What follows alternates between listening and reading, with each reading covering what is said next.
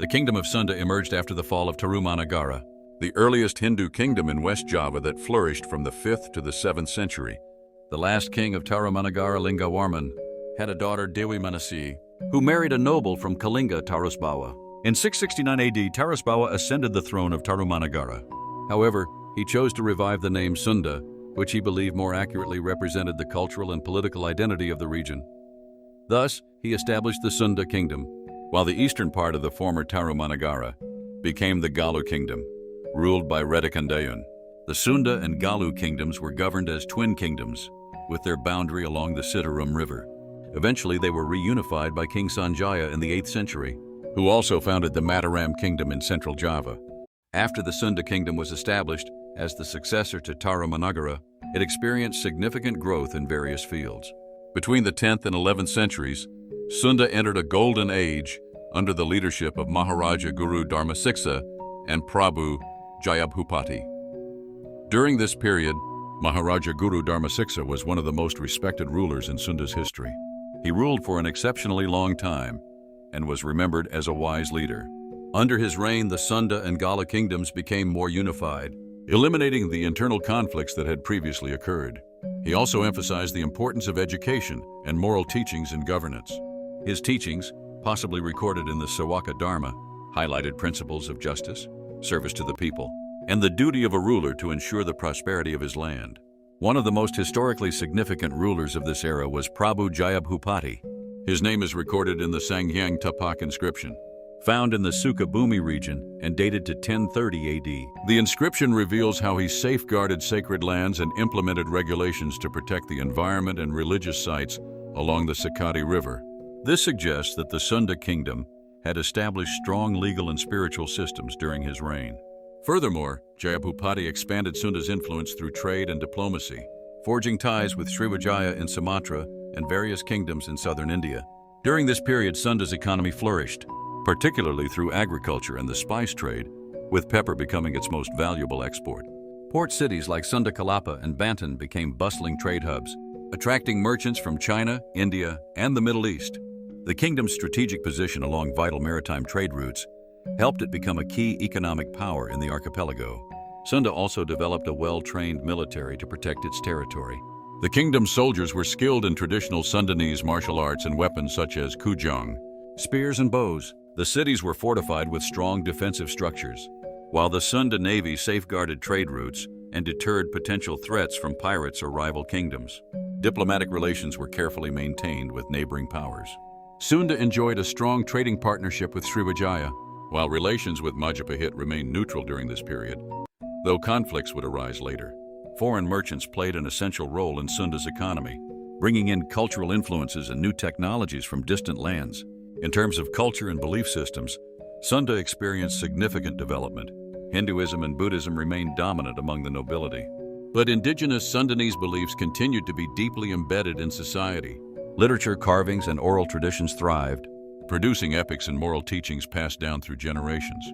These cultural advancements left a lasting impact on Sundanese identity. During this golden age, the Sunda Kingdom enjoyed political stability, economic prosperity, and cultural achievements. However, even at the height of its success, challenges loomed on the horizon. Rivals grew stronger, political tensions increased, and new threats emerged that would soon test the resilience of the kingdom. During the 15th century, the Sunda Kingdom reached its peak under Prabhu Siliwangi, the most revered king in Sundanese history. His reign, beginning in 1482 AD, marked a golden era of stability, economic prosperity, and cultural flourishing. He moved the kingdom's capital to Pakuan Pajajaran, near modern-day Bogor, turning it into a thriving political and trade center. His leadership focused on governance reform, strengthening legal systems, and ensuring justice and prosperity for his people. As reflected in the Batatulis inscription, trade flourished, with rice and spices like pepper driving the economy. Sunda Kalapa and Bantan became major ports, attracting merchants from China, India, Persia, and Arabia. To secure its economic position, Sunda forged diplomatic ties with Malacca and other maritime kingdoms. However, the rise of Islamic states, particularly Demak and Cirebon, posed new challenges. While Siliwangi allowed Islam to spread peacefully within Sunda, he upheld traditional Hindu-Buddhist values and ensured religious harmony. Militarily, he fortified Pakuan Pajajaran, expanded the Sunda army and navy, and strengthened defenses against external threats. In 1522, Sunda sought an alliance with the Portuguese, allowing them to build a fortress in Sunda Calapa in exchange for military aid against Dimak and Cirebon. However, the Portuguese failed to fulfill their promise, leaving Sunda vulnerable. As Islamic influence grew, tensions escalated between Sunda and the breakaway Islamic sultanates of Banten and Cirebon. Despite Siliwangi's efforts, the kingdom faced increasing pressure from Islamic expansion, leading to its decline after his reign. Though Sunda eventually fell, Siliwangi's legacy endures in Sundanese culture, remembered as a wise, just, and powerful ruler whose influence shaped West Java's history. After the reign of Prabu Siliwangi, the Sunda Kingdom entered a period of increasing instability due to the growing influence of Islamic sultanates in West Java. The once strong kingdom faced significant challenges as Banten, Cirebon, and Demak expanded their power, gradually reducing Sunda's influence. The political landscape of Java was shifting, with Islamic rulers seeking to dominate trade and territory once controlled by Hindu-Buddhist kingdoms. One of the most critical turning points occurred in 1527, when Fatahillah, a commander of the Demak Sultanate, led an attack on Sunda Calapa. The port city, a crucial economic hub for Sunda, was targeted because of its strategic importance. Sunda had previously attempted to secure an alliance with the Portuguese, allowing them to build a fortress in exchange for military support. However, when Fatahillah's forces arrived, the Portuguese reinforcements never came. As a result, Sunda Calapa fell, and its name was changed to Jayakarta, marking the beginning of Islamic rule in the region. The loss of Sunda Calapa was devastating for the kingdom, cutting off its most significant maritime trade route.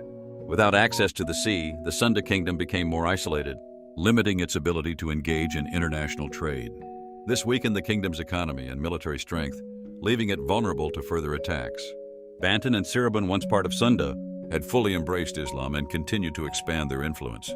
The fall of Sunda Calapa signaled a major shift in power, with Islamic sultanates gaining dominance over Java's western regions. Pakuan Pajajaran, the kingdom's capital, remained the last stronghold of Sunda.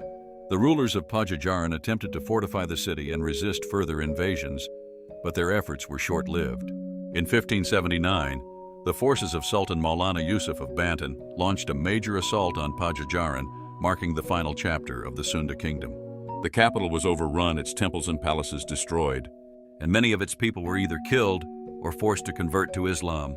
As the kingdom collapsed, the remaining Hindu-Buddhist elite fled to the mountains and remote areas, refusing to submit to the new rulers. Some sought refuge in the Kingdom of Bali, which remained a stronghold of Hindu culture. Others withdrew into the Badui community, an isolated group that preserved Sundanese ancestral traditions, resisting outside influences. The fall of the Sunda Kingdom was not merely the end of a political entity, but the transformation of a civilization. Although the kingdom itself disappeared, its cultural and historical legacy endured through language, folklore, and traditions. Many Sundanese customs, values, and stories continued to be passed down through generations, shaping the identity of modern West Java. Today, figures like Prabu Siliwangi are still revered in Sundanese mythology, symbolizing wisdom, strength, and resilience. While the kingdom no longer exists, the spirit of Sunda remains alive in the traditions, arts, and values of the Sundanese people. The transition from a Hindu-Buddhist kingdom to an Islamic society was a defining moment in Java's history, reflecting the dynamic cultural changes that shaped Indonesia as a whole. In 1579, the Banten Sultanate, led by Maulana Yusuf, launched a major assault on the capital of Pajajaran. Unable to withstand the pressure, the Sunda Kingdom fell, and the capital city of Pakuan Pajajaran was captured. Surviving members of the royal family fled to the interior, and some sought refuge in Sumedang Larang, where they claimed to be the legitimate heirs of the Sunda Kingdom. After Pajajaran's fall, royal symbols like the Mahkota Binokasi Sangyang Pake were taken to Sumedang Larang, where they were kept safe by the descendants of the Sunda kings. Though politically the Sunda Kingdom was overthrown, its cultural influence remains deeply embedded in the Sundanese people. The traditions, arts, language, and values of Sunda have survived through the centuries, continuing to shape the identity of the Sundanese people today. The Kingdom of Sunda was one of the great kingdoms in the archipelago, with a long history that spanned from its glory days to its eventual downfall due to the expansion of Islamic kingdoms. However, even after its fall, The legacy of the Sunda Kingdom endures through its cultural contributions to the Sundanese people and Indonesia as a whole.